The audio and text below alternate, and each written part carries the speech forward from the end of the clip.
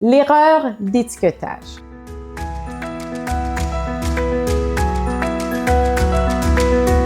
C'est la tendance à s'apposer une étiquette négative à la suite d'une erreur. Mais c'est aussi de coller une étiquette à une autre personne quand son comportement nous déplaît.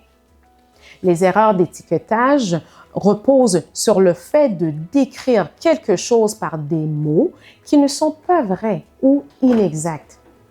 Cela peut conduire à se sentir frustré ou déprimé. C'est souvent lorsqu'on vit des émotions fortes telles que la peur, la tristesse, la honte, le désespoir, que cette distorsion va surgir dans notre pensée et parfois même sans qu'on s'en rende compte. Cette distorsion est souvent exagérée, biaisée et non réaliste. Je vais vous donner un exemple.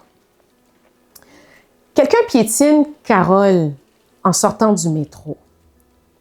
Carole qualifie cette personne de stupide et elle se sent furieuse.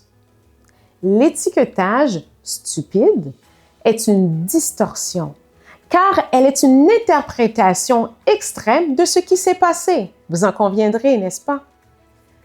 Une interprétation qui serait plus bienveillante et aussi plus réaliste serait de se dire que cette personne est tout simplement maladroite ou bien qu'elle a commis une erreur. Je vous donne un autre exemple. Hier soir, lors de ma partie de basket, j'ai tellement mal joué. Je suis une perdante. Vous voyez ici, l'étiquette « je suis une perdante » est une distorsion, car c'est une interprétation qui n'est pas réaliste. Une meilleure façon de s'exprimer serait « je n'étais pas à mon meilleur hier soir pour ma partie de basket ». Est-ce que vous comprenez la différence? Alors, je vais vous donner quelques trucs pour corriger cette distorsion cognitive. La première, il faut être en mesure de repérer les étiquettes qu'on s'appose ou qu'on colle aux autres. Et ces étiquettes, ça peut être, par exemple, « je suis stupide »,« elle est complètement dérangée »,« c'est horrible », « ah là là, c'est terrible ».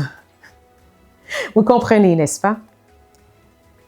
Une deuxième chose qu'on peut faire, c'est de regarder la récurrence des comportements. C'est-à-dire, est-ce que le comportement qui vient de se passer, c'est un comportement isolé? Est-ce que c'est une exception? Est-ce que la personne agit souvent de la même manière? Est-ce que je tends à généraliser à moi-même une situation fâcheuse? Par exemple, au lieu de dire « je suis un échec total », mais c'est préférable de dire « j'ai échoué ma présentation orale aujourd'hui ». Vous comprenez? Une autre chose qu'on peut faire aussi, c'est de décrire une situation ou un comportement sans émettre de jugement négatif sur la personne. Au lieu de dire, par exemple, « oh, je suis tellement maladroite », bien, on pourrait dire, « oups, j'ai échappé mon breuvage ». Un autre exemple, « ce garçon est d'une maladresse, ça se peut pas ».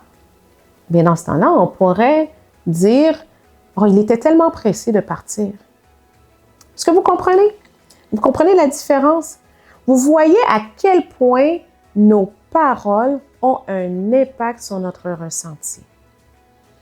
Chers amis, n'oubliez pas, tout ce qui est vrai, tout ce qui est honorable, tout ce qui est juste, tout ce qui est pur, tout ce qui est aimable, tout ce qui mérite l'approbation, tout ce qui est vertueux, digne de louange, eh bien, soit l'objet de vos pensées. Donc, vous comprenez, pour redresser une pensée tordue, on la remplace par des pensées réalistes est vrai. Chers amis, en bout de ligne, l'essentiel, il ne faut pas croire tout ce qu'on pense. Oui, vous avez bien entendu. Il ne faut pas croire tout ce que l'on pense.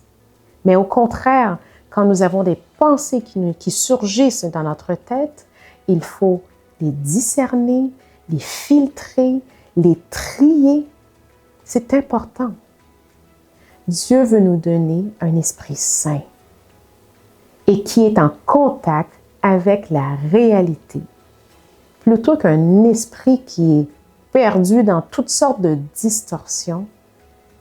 Et ces distorsions sont souvent irréalistes.